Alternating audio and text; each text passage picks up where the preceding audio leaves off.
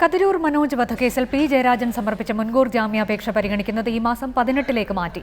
Thalassery sessions കോടതിയാണ് അപേക്ഷ പരിഗണിക്കുന്നത് മാറ്റിയത്. അപേക്ഷയിൽ സിബിഐയുടെ ഭാഗം വ്യക്തമാക്കുന്നതിനായി കോടതി അന്വേഷണ സംഘത്തിന് നോട്ടീസ് കൈമാറി. കതിരൂർ മനോജ് വധക്കേസിന്റെ ഗൂഢാലോചനയുമായി ബന്ധപ്പെട്ട അന്വേഷണത്തിൽ ചോദ്യം ചെയ്യലിന് ഹാജരാകാൻ സിബിഐ നോട്ടീസ് ലഭിച്ചതിന് പിന്നാലെയാണ് ജയരാജൻ മുൻകൂർ ജാമ്യാപേക്ഷ സമർപ്പിച്ചത്. കേസ് രാഷ്ട്രീയ പ്രേരിതമാണെന്നും സിപിഎമ്മിനെ തകർക്കാനുള്ള ശ്രമമാണ് ഇതിന് പിന്നിലെന്നും ജാമ്യാപേക്ഷയിൽ വ്യക്തമാക്കിയിരുന്നു. എന്നാൽ അപേക്ഷ പരിഗണിക്കുന്നത് തലശ്ശേരി സെഷൻസ് കോടതി ഈ മാസം 18ലേക്ക് മാറ്റി. ജയരാജനെ അറസ്റ്റ് ചെയ്ത് പീഡിപ്പിക്കാനുള്ള ശ്രമമാണ് സിബിഐ നടത്തുന്നതെന്ന് അഭിഭാഷകനായ കെ വിശ്വൻ പറഞ്ഞു.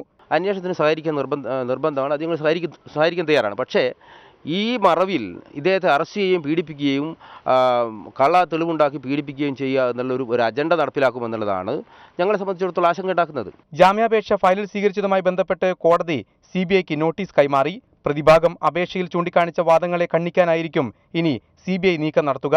ഒപ്പം എന്തുകൊണ്ട് ജയരാജനെ വീണ്ടും ചോദ്യം ചെയ്യണമെന്നതിന്റെ വിശദീകരണവും സിബിഐ പ്രോസിക്യൂട്ടർ കോടതി മുൻപാകെ വ്യക്തമാക്കേണ്ടി വരും. ചുരുക്കത്തിൽ കതിരൂർ കേസിൽ പി ജയരാജനെതിരെ സിബിഐ നീങ്ങിയപ്പോൾ ഇത് സിപിഎമ്മും സിബിഐയും തമ്മിലുള്ള നിയമപോരാട്ടമായി. തലശ്ശേരിയിൽ നിന്നും ക്യാമറാമാൻ ലിമേഷ് ചെറുവേഷിക്കൊപ്പം കെ ശശീന്ദ്രൻ, റിപ്പോർട്ടർ.